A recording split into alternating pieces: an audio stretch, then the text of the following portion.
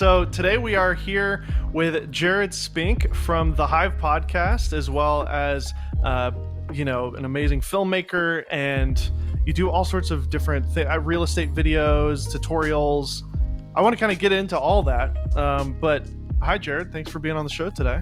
Hey, no problem, Dave, man. Thanks for having me. I got to say, I'm super excited because this show was definitely a motivating factor into me, like starting my creative journey, doing a lot of things.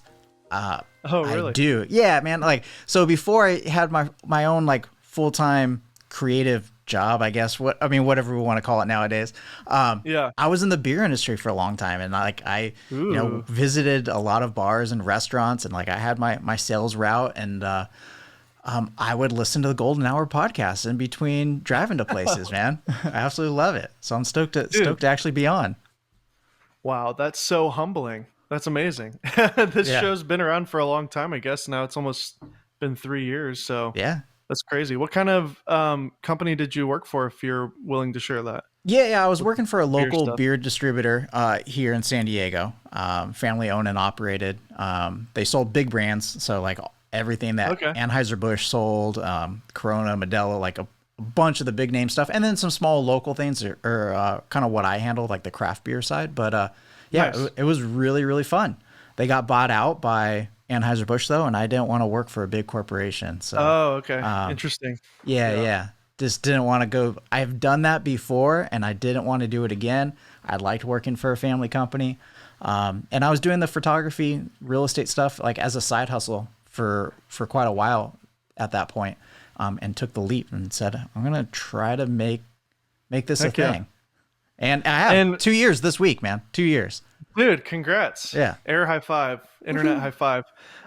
It's kind of unfortunate that we never actually got to meet up, because there was a period of time where I lived not too far away from you. Yeah. Just like 40 minutes north of me, I think. Something like that. Yeah, Laguna Niguel is about 45 from San Diego. Yeah, and I'm like North San Diego too. So, oh, cool. You're driving through Pendleton and getting into San Clemente after me, you know? Yep. Yeah. Jevon Dovey's up there in San Clemente now. Nice. Yeah, it's a beautiful area. I miss it. I miss the beach. But it is cold out here. It's starting to feel like Christmas the way that I always remember. And it's kind of nice to be back in a place that has like 4 seasons, like a normal state, I guess. Well, it's not. It's normal for me, but going to California for 3 years was like everything's the same every day. It's like perfect weather every single day, which is great. But we get 2 seasons. We get hot during the summer, and then we get just like normal during the winter. That's it. I noticed in February, at least every February I was there, it seemed like it rained a lot. And the road, like people always say like Californians can't drive in the rain, and that's true, but it's only true because the road and the whole like ecosystem is not designed for rain. So like I've noticed that the way that they build the streets and the way that they have just pavement and buildings, they don't take into account that it's going to rain ever. So like things puddle up and get like way out of control. Our apartment would always flood like every time it would rain. It was like no thought was put into like drainage. Yeah, the whole infrastructure is like just a mess when it rains. It's not built for that. And then because it doesn't rain and all this stuff doesn't get like flushed out for a long time, so you get everything that backs up and you get the floods, and then the roads are super dangerous because you just have oil and just car crap all over the roads that's been building up forever. Yeah, exactly. Well, I know you do real estate stuff. I know you're doing YouTube stuff. I know you're doing the podcast. I kind of want to just get the full picture of Jared Spink and how you kind of got to where you are now. I mean, obviously you just shared that you were working with this beer distributor, but tell me about your journey into the creative field. Yeah. So I've always done stuff with cameras off and on my entire life. I mean, I remember my first kind of really like experience with a camera and photography was like in the 2nd or 3rd grade. There was this local, I don't think it was local, I think it was like statewide at least, but like each school had their own thing. It was a little like photo contest and who could take the best picture. And it was like sponsored by Kmart or something. And so everybody got like those yellow old Kodak disposable cameras and had to take pictures. And the prize was like another crappy Kodak plastic camera that you could put film in. But long story short, like I won that competition. You know, you get your picture up at the local Kmart, like at the front of the store, and you get this little camera. And I kind of got hooked from there. And so like it came and gone throughout my childhood. You know, skateboarding is a huge thing. Skateboarding, surfing is huge here in, you know, Southern California. And I grew up skateboarding like nonstop. You know, I remember summers just disappearing for the entire day, sunrise to sunset, just skateboarding and taking pictures, you know, of me and my buddies trying to do tricks and stuff. So that it's always kind of been a part of my life. As I got older, doing surf trips, you know, a ton of photography. Not really filmmaking. Initially, I would definitely say the photography bug is what bit me. Filmmaking and videography came later. Yeah, and then I, you know, 6 years ago, I think it was about 6 years ago now, I got a nice camera again for my anniversary, and I just got hooked again. I just got hooked. Like, what kind of cool stuff can I do? And then, you know, stumbling across like Peter McKinnon's channel and picking up tips and tricks on photography and getting back into it, really kind of got me to where I'm at now. And luckily, I was doing this as a side hustle when my company got bought out that I was working for, so I had enough business to where I could take that leap to go full time. So that's kind of Nice. my journey up into that point. Anniversary, was that like an anniversary gift from your wife? Yeah, it was more like, yes, we'll just say yes. It was an anniversary. It was more like, you want it? Okay, An yeah, go ahead and get it. I got it with her blessing. Yeah, it was an anniversary blessing. Yeah. Yeah, there we go. I was gonna say that's pretty impressive that she would like, if she came up with that on her own. You know what I mean? Like, Yeah, he yeah. really likes cameras. I'm gonna save my money on the side so he doesn't know, and then buy a nice camera. But no, it's more of Anniversary like, blessing. I want this camera. Can I buy it? Okay. Yeah, for sure. That's awesome. I know for me, once I started doing YouTube stuff, I finally had an outlet to talk about gear, and it wasn't my wife anymore. And so she was very pleased about that, because for years before I even did YouTube, I was just as into gear and, you know, reading the blogs and the forums as I was when I was doing it full time. And I found that really that really helped our marriage. Yeah, definitely, man. It's nice to have someone to talk gear to, instead of just the polite nod, like, okay, yeah, cool. Yeah. So tell me about that transition period of going from full time. I just turned my audio down a little bit because it was clipping. Do you still hear me? Okay. Yeah, you're good. Cool. That transition from going from a full-time job to not a full-time job and essentially going freelance, self-employed, what was that transition like, and how did your wife, you know, deal with that? How did you guys work that out in your marriage? And was there any rough patches along that journey, or were you like super prepared for it?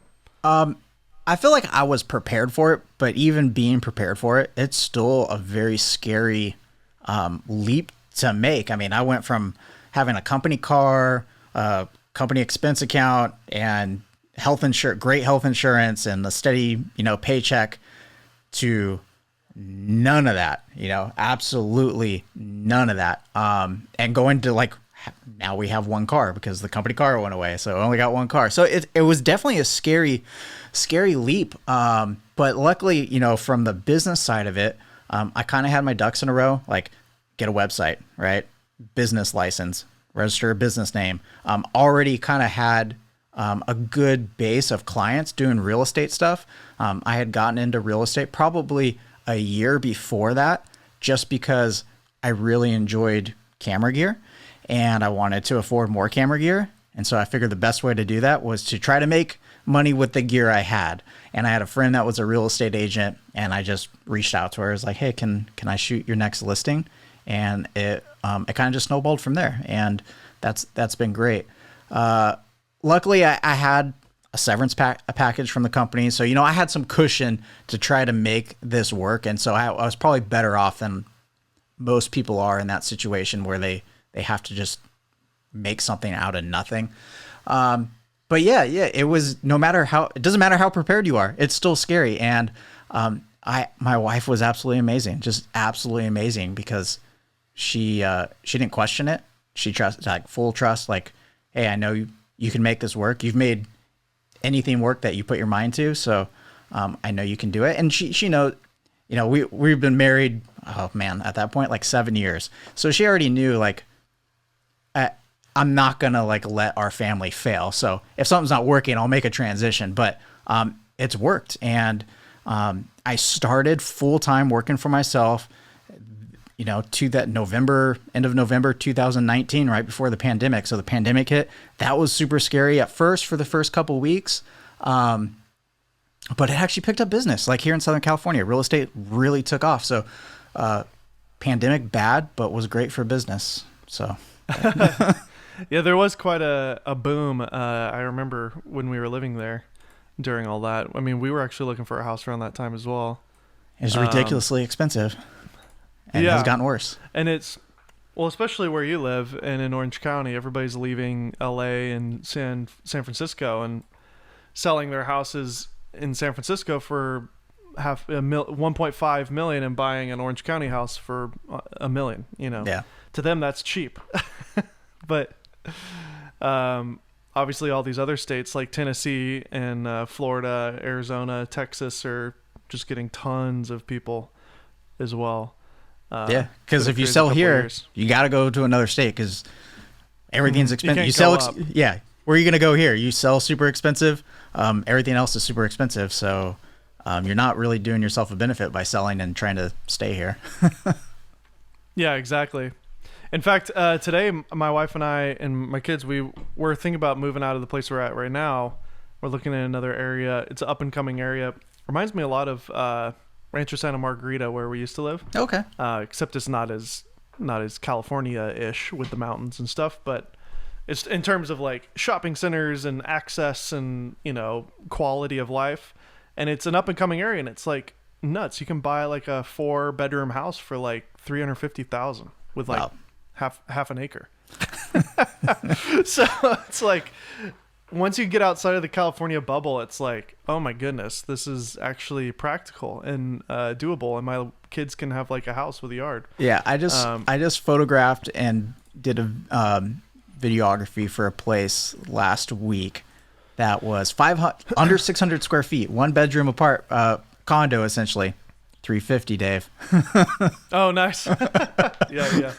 I mean, that's what I told you is cheap for Nashville. Like, you know, things are typically 600, 700 for a decent house here, but that's still significantly cheaper than where it is out there. But anyways, most definitely, we're not here to talk about California. People who don't live in California and aren't planning on it, they're already rolling their eyes at all this. But yeah. But as we talk about this, you know, we're talking about real estate, and that is one of the ways that you're able to sustain yourself and your family, doing this real estate photography and I assume video as well. Yeah, just tell me about that whole career path. And actually, I'd love to, once you tell me how you got started and what you actually do now, I think there's a lot of people listening who probably would really love to hear how to get started doing this, because this is a great time to get into this type of industry. Yeah, I mean, real estate photography and videography is a great way to make money as a creative and to make money with your camera.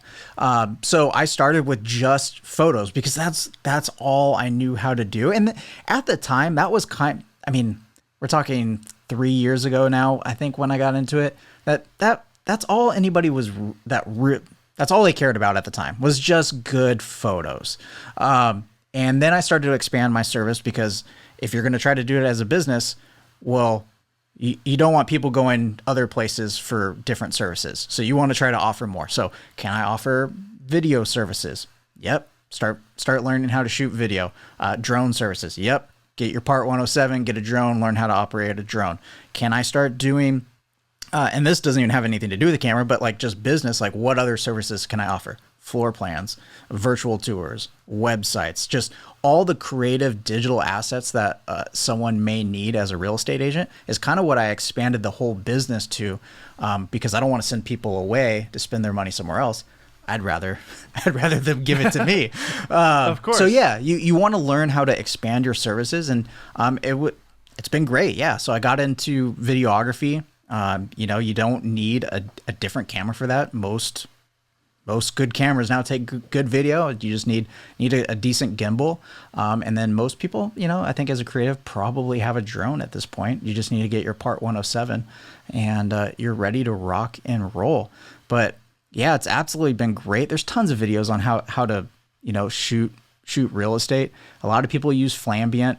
I'm not a big fan of that. I like doing bracketed shots. It's quicker.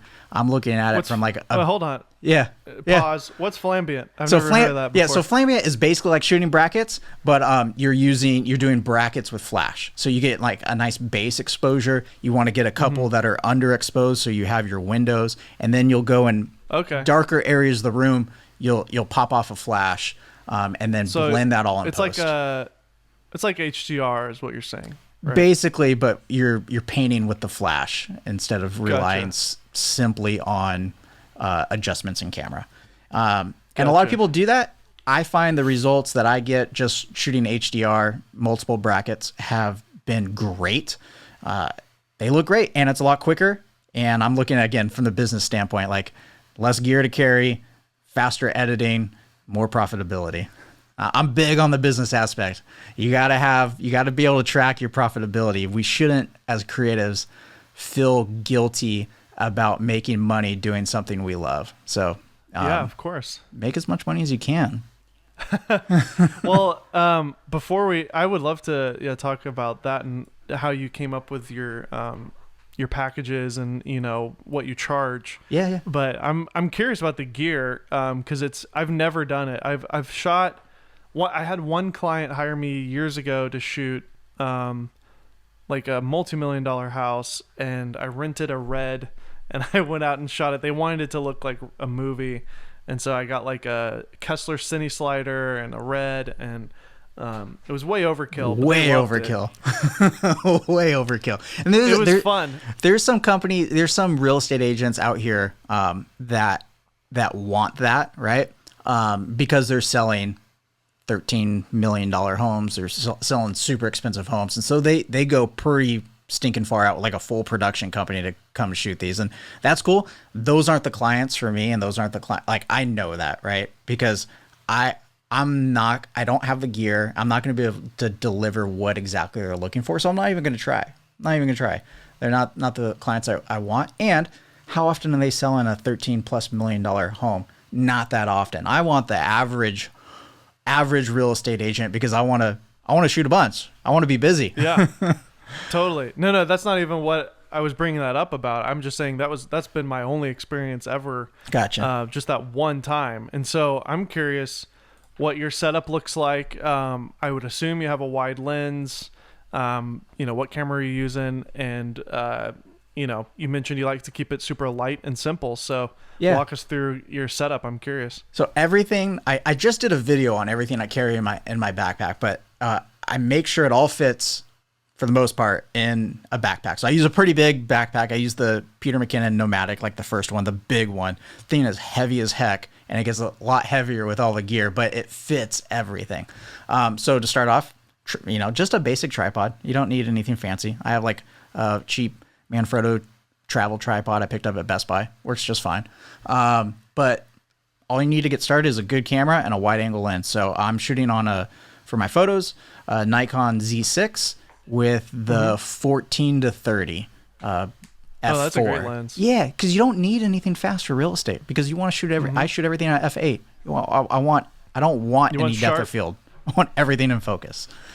Yeah, so, exactly. Yeah, that's what I'm shooting on for pictures. Of course, you want to shoot raw, and I shoot brackets. So I shoot 5 brackets. I put it on like a 2-second self timer after I hit the shutter button, so there's no hands on the camera when it goes off.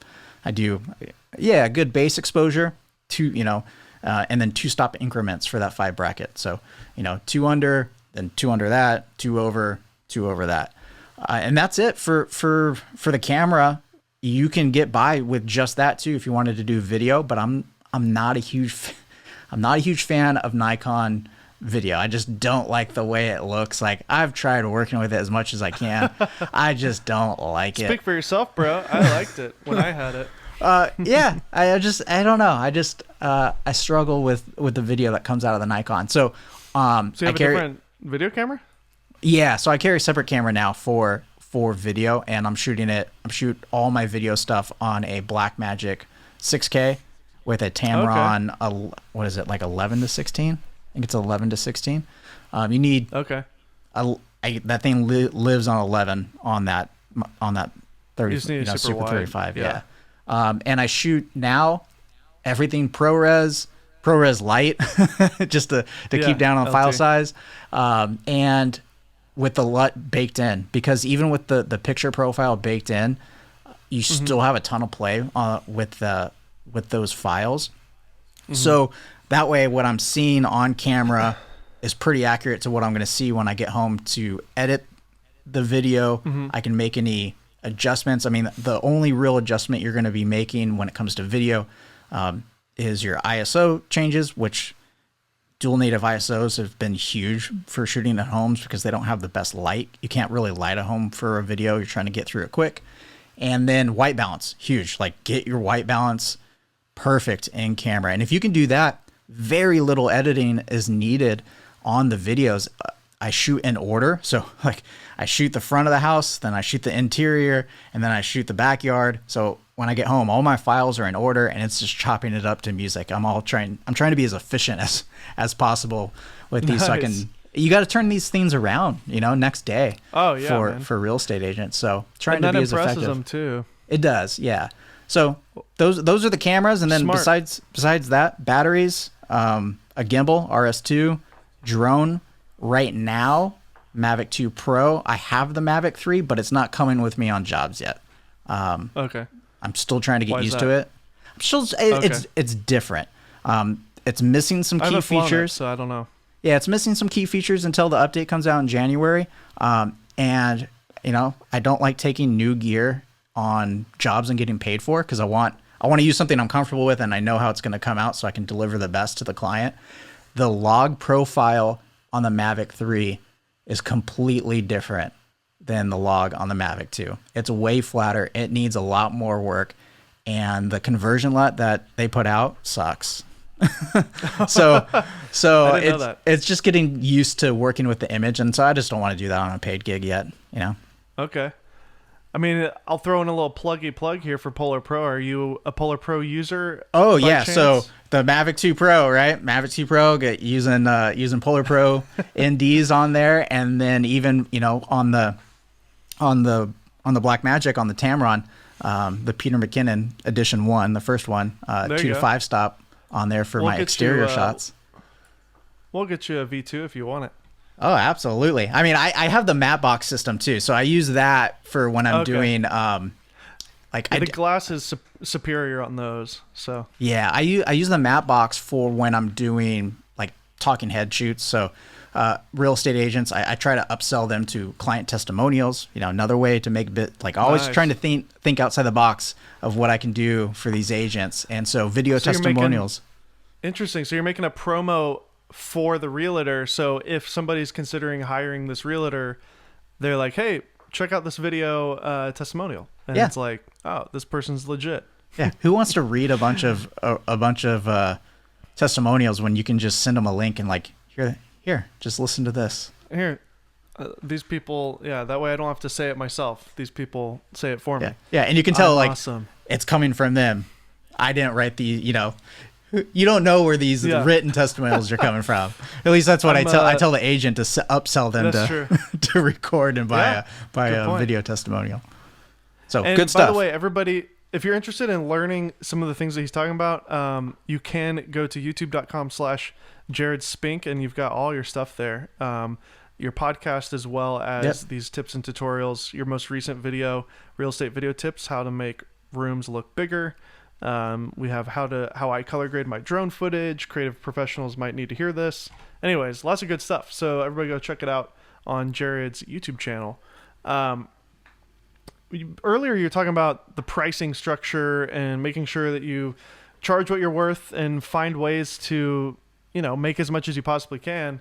Can you walk me through that? Were there some mistakes made that makes you have that kind of attitude, or you're just kind of speaking for creatives in general who typically maybe put the art in front of profit. I think it's So it's probably a combination of all that, Dave. I come from the beer industry and marketing background.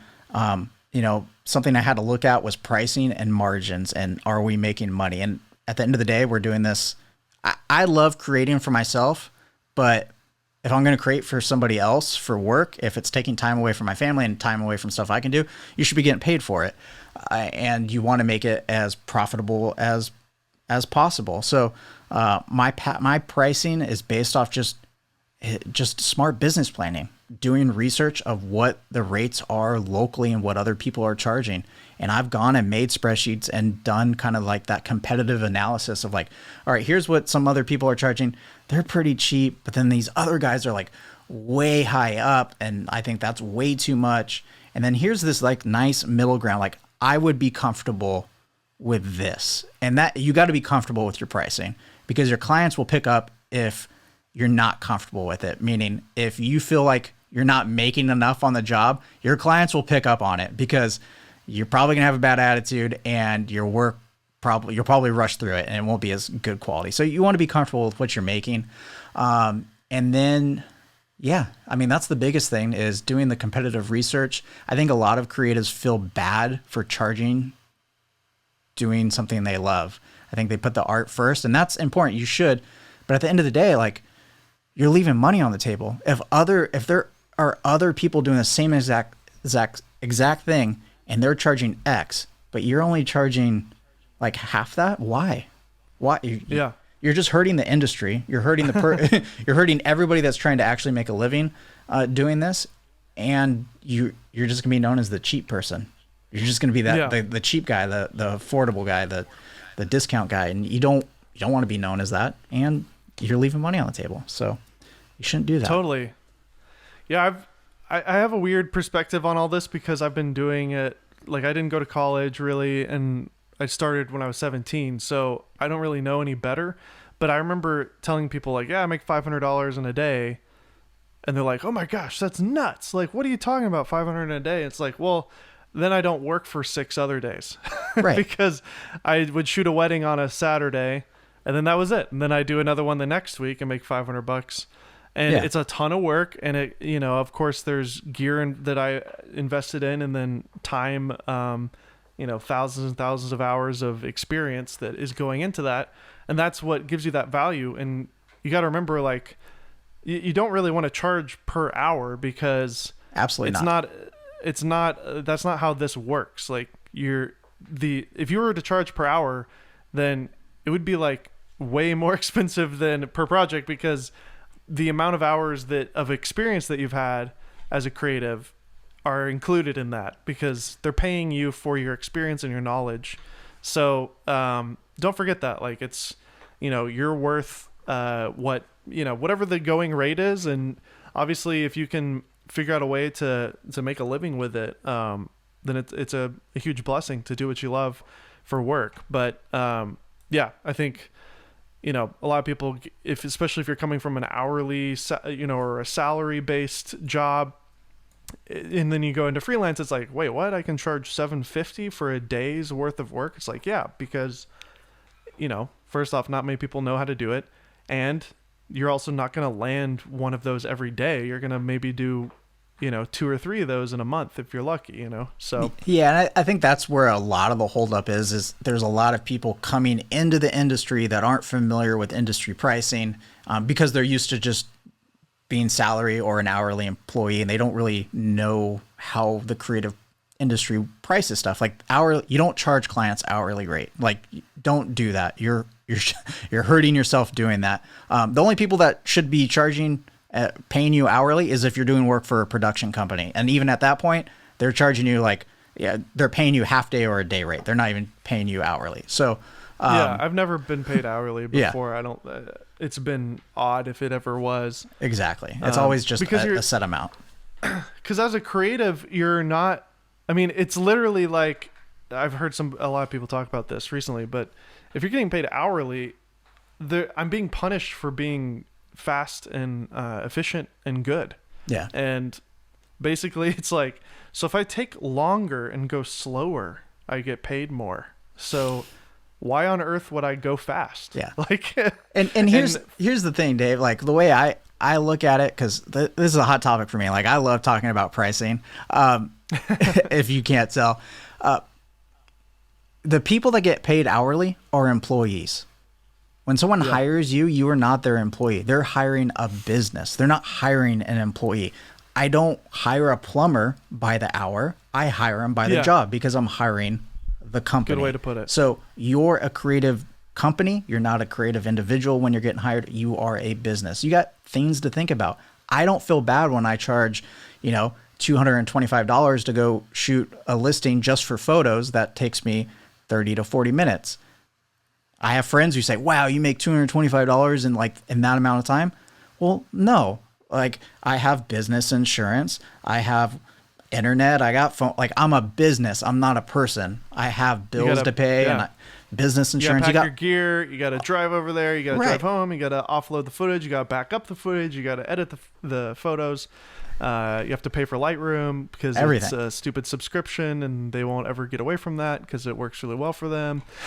Yeah. And it's super annoying because there's nothing that can replace Lightroom. Yeah. There's tons of other costs, and you should be figuring that into your pricing, because at the end of the day, you're coming up with a pricing structure for a business and not yourself. So remember that they're hiring a business and not a person. Employees get paid hourly. You're a company. Totally. Well said. Yeah, that's a great tip. And I need to hear that myself too, because I'm looking into going, I'm committed to a year with my cousins this year full time. And that year is up in December. And so we're going to renegotiate and I'm going to go freelance. So I'm real excited to kind of go back into that game. And also that means I'll have time to do YouTube again. So that'll be fun. So, yeah, that was good for me to hear too, because I need a refresher on all that.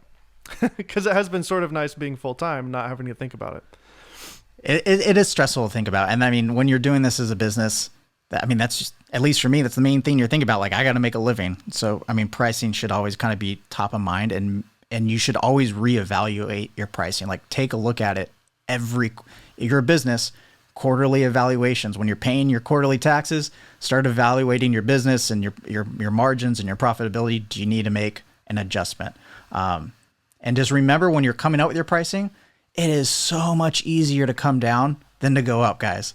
Always, always. And so even if you got to discount something, maybe where you're just getting started and you want to get a portfolio, and let's say the going rate is $200 for whatever it is, but you need a portfolio, so you're going to charge half that. Well, first off, bad idea. Don't charge just half that. But if you are, invoice for the $200 and then add in a discount line on your invoice, because then that discount line can easily go away because the client sees what it actually costs. So I always tell everybody this. It's easy to come down, hard to go up. So make sure you're always invoicing the full amount.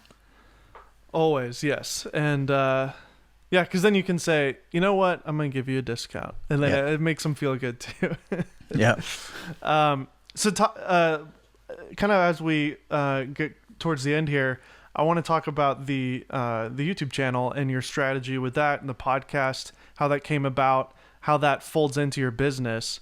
Yeah, I mean, just tell me about your strategy with it and kind of what you're up to with your YouTube channel. So the YouTube channel originally started because I just had a passion for wanting to create something. I think as a content consumer, I consumed so much content that I was like, I really enjoy consuming the content and it looks pretty fun to make it. So I'm going to try making it. And I ended up pulling the trigger because, we always see the highlight reel of people's lives and not what's really going on behind the scenes. And at the time, my wife and I we were dealing with some pretty difficult medical decisions. And so it kind of puts things in perspective. And I think a lot of people hold back from creating because you're scared of what others are going to think of your content and it's not going to be good enough.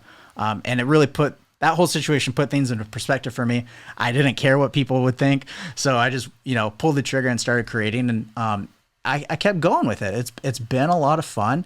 I I've kind of changed it. I'm still kind of just figuring it out, even though I've been doing it for a couple of years. It's just, I want to, I'm not creating to grow the channel. I'm creating because I want to try different things. And occasionally I'll create something that, you know, like the latest tutorial I did on how to make rooms look bigger in your real estate videos, because, hey, this is a cool little neat trick that is super helpful. It makes your videos look better. I'll share it with somebody else. And so that's kind of just my mentality behind YouTube. I don't treat it like a business yet, because it's not really there. It's more just like brand awareness. If a real estate agent or somebody wants to see that, oh, he can create content, it's there. Yeah. Cool. And then the podcast, that's what I'm passionate about. I love creating the podcast. I've been listening to podcasts forever, and I remember wanting to start one back in 2010. And like every other content creator, probably, I allowed myself to get talked out of it, and finally pulled the trigger in 2020. And I'm hooked, man. I love it. I mean, of course, this show is a big inspiration, and I love talking to other creatives. It's definitely evolved over time, and it kind of focuses now. The whole focus is talking to other creatives about their journey, how they got started, so it helps other people get started. So not necessarily where they're at now, but like, give me the whole journey. Tell me about that experience creating your first video. Tell me about those uh-oh moments, like, oh man, I really messed this up. How'd you get past it? And then also the entrepreneurship of creativity, because creativity is just another form of entrepreneurship these days. A lot of people are making a living full-time off YouTube and their creative endeavors. So I think diving behind the scenes into how that is entrepreneurship and how people make a living doing it is really interesting. And I hope that it motivates other people to be able to do the same thing. Yeah, everybody go check it out, the Hive podcast. And by the way, we're using this Ecamm Live thing. I've never used it before. How do you like it? Oh, I love it. So I'm a huge Ecamm fan. It's great. We haven't really done any fancy stuff with this, but you can switch in between camera scenes. You can build your graphics into it. It's great for live streaming, obviously, Ecamm Live. We're using it just to record, but it records great video quality, and it records multi-track audio on top of that, which is fantastic. So I'm a huge fan of it. So, I mean, yeah, I'm looking at, if you're listening to the audio, I'm looking at a website. It's like a custom Hive podcast website, and this is Jared set all this up for me, so I'm not even having to do any recording here, which is making my job even easier than ever. I'll send you my bill for producing it.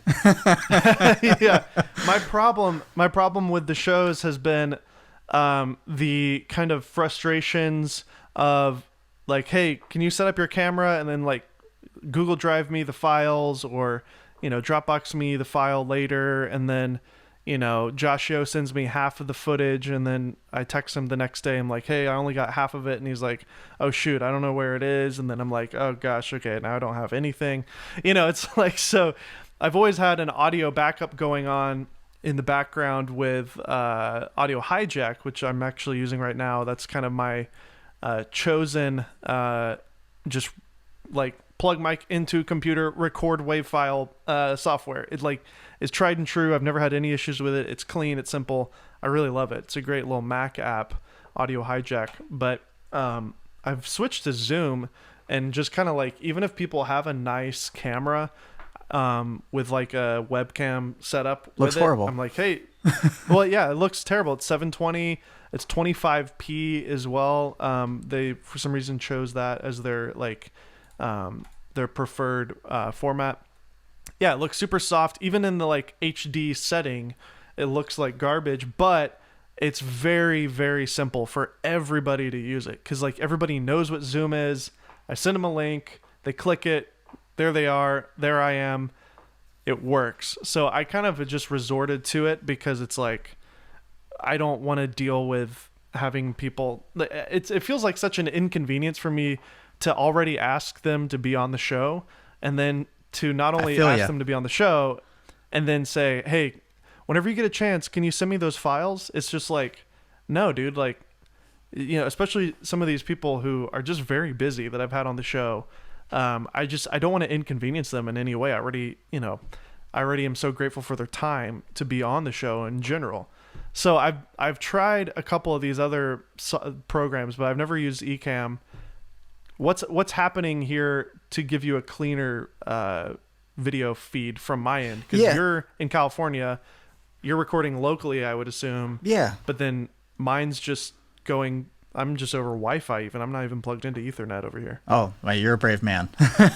Let me tell. I'll just walk you kind of I do through. have fiber. I'll walk you through kind of like what I do for my podcast. So I always have a backup recording too. I run everything into the Rodecaster. So your audio is coming into the Rodecaster. My audio is going into the Rodecaster. It's recording like a backup WAV file. And that'll actually probably be what I use for the audio version of the podcast. But then Ecamm as well is recording both our audios into separate tracks, as well as a stereo track that's baked into the video, which you can always detach the audio and post Sure. if you need to. Left, right. Yeah. So you have like a full blown video done with audio, but then you also have backup audio as well if you need it. And yeah, it's great. It's my camera. I'm shooting on the Blackmagic 6K. It's going into the ATEM. ATEM shoots everything out at 1080, but I'm recording in 4K, so it's being up-resed into 4K into Ecamm, which is great. But I'm trying to understand the technology here. Is it kind of taking, like when you sent me instead of Zoom, which is basically just any recording I'm getting from Zoom is just me simply recording Zoom on my end. So I get lags, I get, if their internet sucks, it kind of looks like crap. But is it basically taking my footage, because I have the cam links, the Elgato Yeah, it's taking your thing. footage and plugging it right in, and it's an app on my computer. Even though you're on Chrome and you click my customizable link and you choose your video input and your audio input and all that, it's all being recorded locally through the app straight to my hard drive on my computer. I wonder if it's like, I wonder when you hit stop if it does a little bit of processing, because it may be like taking my perfect clean feed and just kind of like sucking it up into their servers, like frame by frame perfectly from my end, and then syncing it. I don't know what they're doing, but It's I pretty think cool. in theory, you're not getting any like jagged choppiness ever. You never see any lags? It's as if you're getting it's as if you're getting a video file. It may not be as clean and perfect as the true native file, Of course not.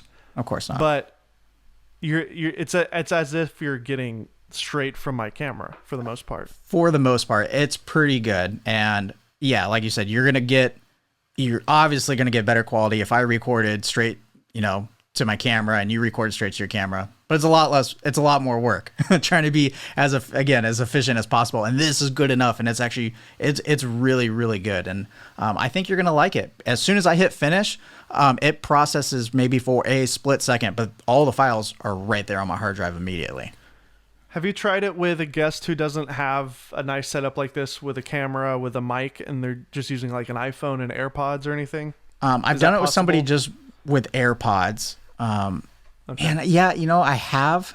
But honestly, I wonder if I have gear requirements for the show at this point. If you're gonna come on the show, like you got to be able to stream from a nice camera and have decent audio. And if you don't, okay, then you're sorry, out. Sorry, yeah, you're out. Like You are I the weakest link. I do have some expectations for the show and the quality I want it to be. So I have typically I have a link I send out to people that are going to be a guest where they can pick a date and time with their info, and it has a questionnaire. Can you record audio? Are you able to be on camera? It has questions, and they have to answer all those, so I know all the info and their I gear didn't get setup. that. I wish I got because that. we were just messaging through Twitter. I know, and you listen to the show, so I have a SM7B at least. Yeah, I know. Like I knew you everyone could else. handle this. I've experimented with the pop filters. Like I've got the big ball one now that you have, and then there's the default one that Joe Rogan uses. I don't for like some the default reason. one. I like this the one. default one. The default one looks better on camera. Like it looks less big and obtrusive, but of course you're getting more plosives in it. So you really should be using a pop filter on top of that, but nobody does. And then I've done the take the entire thing off and use a pop filter, completely clean, and I actually really like how crisp that sounds with nothing. But it looks hilarious on camera, right? It looks hilarious, and people kind of like, are like, what the heck is going on there? But this is the easiest method, the giant ball foam windscreen. I don't seem to get as many plosives as you would think. Yeah. Plosive. It's great. My whole setup for podcasting is absolutely ridiculous and overkill, but I love it, and it gives a good quality. I have a whole golden hour set upstairs, but that room is like such a mess right now. So I'm in the guest room right now with my Switch in the background. But so I've been like moving the show around my house where I can actually fit things, because my room is just a wreck right now, and I don't feel like cleaning it. That's Although awesome. It would only take me like 2 hours to clean it probably. The Switch looks good. If you can tell, I do branding behind me, so you can see the podcast logo like right behind my shoulder, and then right on the computer behind me, and then my company logo right behind my head. So the background's all branding, just little. Yeah. And then the shirt too, right? Oh, and the shirt too. Is that yeah. Is that your merch? That's kind of like, it's my merch. It's kind of like the whole thing about the show, Just Start. So this is my hashtag Just Start shirt with the logo as the A. I would love to like rent out an office and then just turn it into a set, and it's just always there. It's not a part of my home, so it's not going to ever get touched or changed. It's just like a set place. I drive there, I do the show, I drive home. It's just like, that would be kind of the dream for me. Yeah, it's nice. I was able to set that up like where I'm at. It doesn't move. This all stays. But the disadvantage of that is it takes up a lot of room when you're actually just trying to do work in the office. Yeah. Takes up half the office. What are you rocking, by the way, computer-wise these days? Computer-wise, so I haven't jumped on the M1 bandwagon yet. Mainly because like I have a fully spec'd out iMac i9. Like it was basically the latest one before the M1s were coming out. So it was super expensive. It still works well, but it still struggles at times. I still have to do proxies. I still got to transcode a lot of files, unfortunately. Boo. I know, but I'm used to that workflow. Maybe you can consider. I mean, you were just talking about how you gotta figure out ways to make things more efficient for your business. Yeah, so. The M1s look great, but gosh dang, are they expensive? I don't know. I mean, I'm rocking I got, my cousins bought the MacBook Pro M1 Max or whatever, but I personally have the M1 Mini. You know, those aren't too bad. Yeah, that's not paid like that's not too bad for it. Yeah.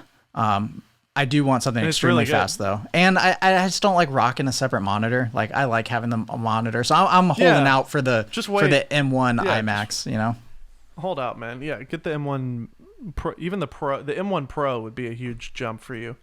I'm considering upgrading this Mini whenever the next Mini comes out. I'll just do like an M1 Pro version of that, because based on a lot of the, like, I originally just was like, max out everything, M1 Max, 64 gigs of RAM, everything.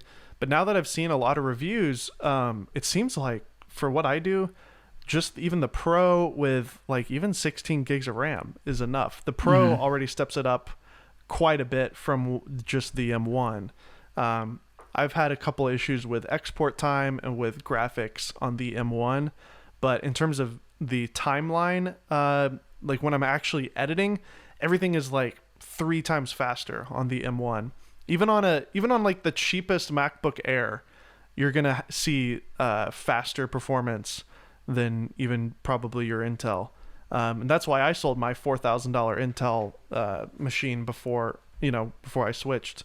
So I'm grateful for it, but the export time is slower because the processor isn't as good and the graphics isn't as good. But Apple Silicon really has just changed the game.